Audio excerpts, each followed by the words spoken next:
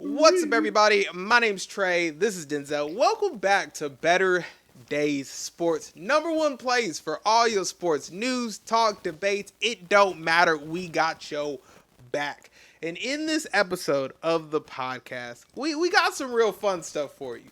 So we're going to go over the top 3 overpaid players in the NBA and the top 3 underpaid players in the NBA.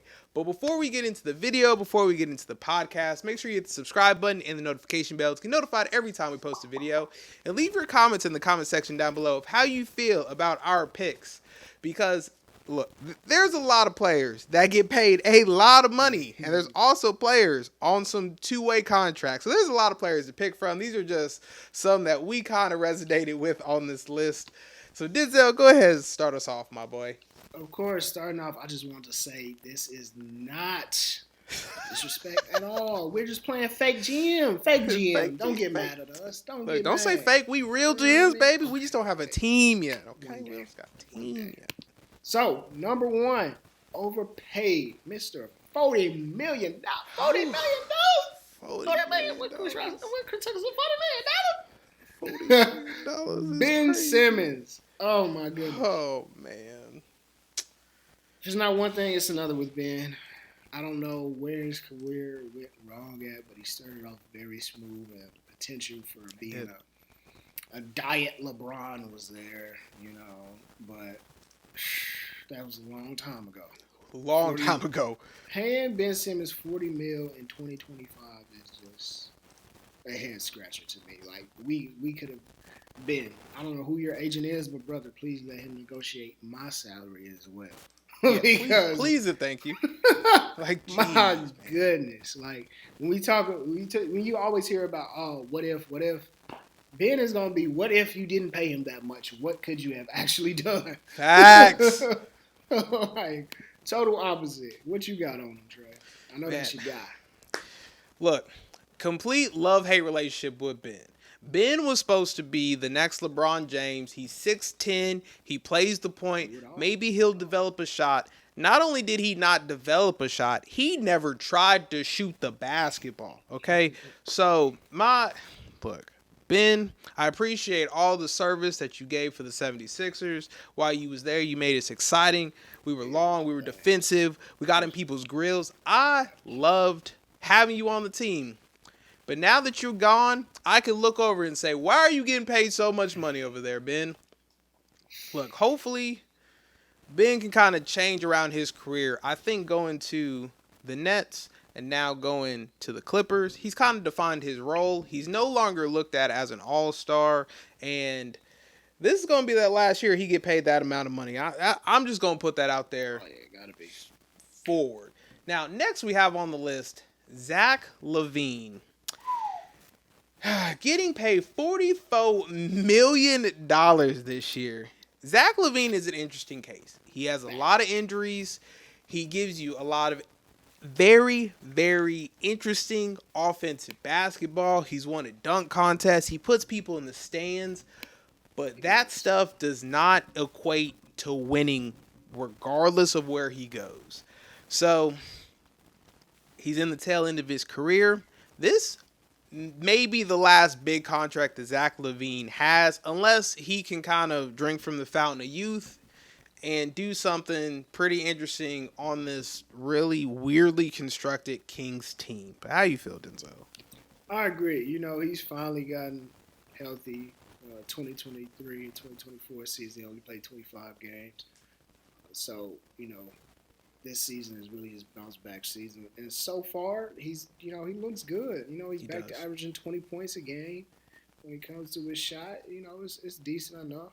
So I mean, shooting over 40% from three, he's not bad. But I don't know what it is. It's just not conducive to winning. He just hasn't ever been a winner really in his time in the NBA. So it's going on a decade now. It is going on a decade. So it's just like one of those things to where what do you do after 30 years old heading to him? I mean, with him. What do you do? Because it's one of those things to where it's like, okay, if we keep going this route, we know that he's going to put us in a hole. He's only made the playoffs one time. And when he did, You see what happened. Don't get me wrong, he still did fine, but he didn't elevate the team. He's not an elevator. So that's why we put him on the list as overpaid. I think he could be cool around the 20, 25 mil. Oh yeah. Oh, you know what I'm saying? Like he can slash. And a lot of these players can. If you bring some of these price tags down, these players look really good in free agency to a couple contenders. But at these price tags, man, I'll tell you what. And that brings us to our next player on this list with overpay. Another guy sitting at 42, 43 mil in Utah, Lauri Markkanen. Now, me personally, I talked a lot of smoke about this guy. I was like, oh, he's the next Dirk. He's the next So Dirk. Much. He's not the next Dirk. He's not. But don't get me wrong. He still can do his thing, but he's another one of these guys that's coming up on 30 here soon, and it's like, what are we really doing? He's never played over 70 games in the NBA. Injured a lot. 40 mil. Only been an all-star once. 40 mil. He went from averaging 25 to only averaging 19. Granted, the team has changed a lot, but not that much because you are still kind of that guy on Utah. I don't know. I don't know what's going on in the front office. I don't know what's going on in the locker room, but it looked like he hit his peak, and that's been it. What do you think? Lauri Markkanen is a very interesting case because I told you early on in his career, I was like, Lauri is Porzingis. 7-footers that can shoot threes and can handle the ball a little bit. Not everybody's going to be Dirk and be a world beater. There's a lot of Porzingises in the league. And sure, those are very fine players. They give you something exciting to look forward to. But we saw what Porzingis was when you gave him the keys to your franchise when he was with the Knicks. Like I said, it's exciting, it's fun, but for just tall players who are skillful, who are not necessarily dominant at their craft, paying them this much money, I think it really hurts the Jazz's future, to be honest with you. And there's nothing necessarily wrong with Lauri Markkanen. I really like him as a player, but the Jazz have basically said, this is our star, we're going to build around him, and very seldomly has that worked around a 7-footer whose main offensive package is I shoot threes. So, like I said, I love it for him. He literally just got paid. Now, if he was the second or third option on a team getting paid a little less money, perfect fit for a whole bunch of teams. But getting paid this much money, and, well, your team now is the worst team in the league with you as their best player. I think it just kind of validates my point. That's all I'm saying. But, so to go over it, top 3 overpaid players, Ben Simmons, Zach LaVine, and Lauri Markkanen. Now, as we shift to underpaid players, one of my favorites, probably second or third favorite players to come out of college, because Buddy Hield out of Oklahoma was different. He gave you buckets. Sure, he was a little older when he came out. Nice. But he's basically on a veteran man. He's getting paid $8 million a year. He's locked up for the next 3 years at Golden State. Can still shoot the rock. He basically became a splash bro. Now, is he giving you the same numbers as Clay? Not necessarily. But on the contract, you can't do anything but love this contract, love the production that he gives you. I'm a huge Buddy Hield fan, so I really enjoy this contract, to be honest with you. Yeah, Buddy Hield is one of these guys that has sneakily played a lot of games. So his availability has been his best ability now heading into his old age. It's somebody that you don't have to worry about injuries for. And being that, he's honestly one of these guys that came off of being overpaid and now he's underpaid, right? So I think him having a resurgence in his career now with the Golden State Warriors being a good role player, he can get back up to maybe 15, 17 mil, because when he was getting paid that 20 mil, he wasn't playing like he was worth 20 mil. Them called expectations, baby. They're a little different now. Expectations. Right. So, he got his big contract. Now he's back. But I think he's earned himself again another contract, and we'll see what he can do after he gets off his contract coming in. What is it, 2028? 2029, yep.